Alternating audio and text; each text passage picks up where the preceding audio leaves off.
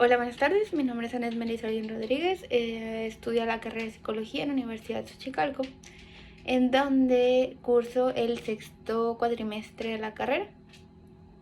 Voy a realizar un video sobre las sobre la cultura y el género. Esto es para la materia de Psicología Social impartida por la profesora Delia. Antes que nada, quiero mencionar ciertos puntos en qué es la cultura y qué es el aspecto biológico. El aspecto biológico es más que nada las cosas con las que nacemos. Por ejemplo, el sexo biológico es, por ejemplo, el sexo masculino o el sexo femenino. Y la cultura es algo que se nos inculca desde que estamos pequeños, ya sea en base a nuestra sociedad o nuestra familia. Por ejemplo, yo personalmente, mi sexo biológico es el femenino, y la cultura que se me impartió desde que yo era una niña fue la cultura católica. Entonces ahí se nos presenta un claro ejemplo de algo biológico y algo cultural. Y cómo cómo influye el aspecto biológico en nosotros. Es algo muy interesante porque no necesariamente se necesita que el aspecto biológico, por ejemplo el sexo que se nos predispuso, no sé si es la palabra correcta, desde que éramos niños, sea el sexo con el que nos quedamos para siempre. El sexo biológico pues es algo que en realidad las personas trans lo cambian, pero biológicamente en tu nacimiento eres un sexo masculino o un sexo femenino. Y esto influye mucho en la crianza y ese tipo de situaciones. Pero cuando tú tienes una conciencia de que no te sientes identificado con un hombre o con una mujer, o con el sexo masculino o con el sexo femenino, aquí es cuando existe el cambio en donde una mujer trans o un hombre trans decide cambiar su sexo, ya sea solo físicamente, con aspecto físico, o con una cirugía de cambio de sexo.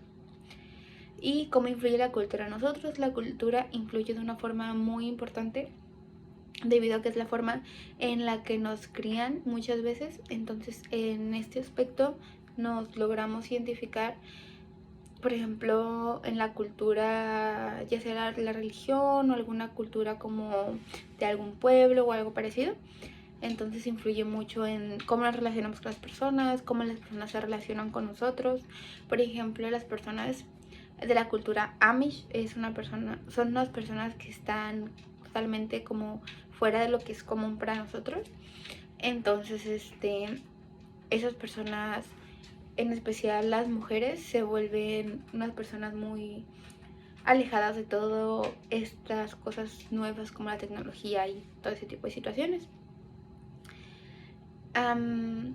Las mujeres y los hombres se parecen mucho en muchos aspectos, pero tienen también muchas diferencias. Estas diferencias nos presenta más que nada físicamente, ya que el hombre tiene mayor masa muscular que la mujer, y la mujer es como menos gruesa, se puede decir de esa forma, porque así es como biológicamente, como genéticamente. Y nos parecemos mucho también en el aspecto en el que pues básicamente somos casi lo mismo. Biológicamente somos casi lo mismo, solo con ciertas diferencias. Uh, y la genética La genética en la cultura es algo que se nos enseña desde que somos unos niños, que se nos enseña, por ejemplo, que si realizamos ciertas acciones o actividades que están mal vistas por cierta cultura, por ejemplo, en el caso de la cultura católica nos podemos ir al infierno o cosas parecidas.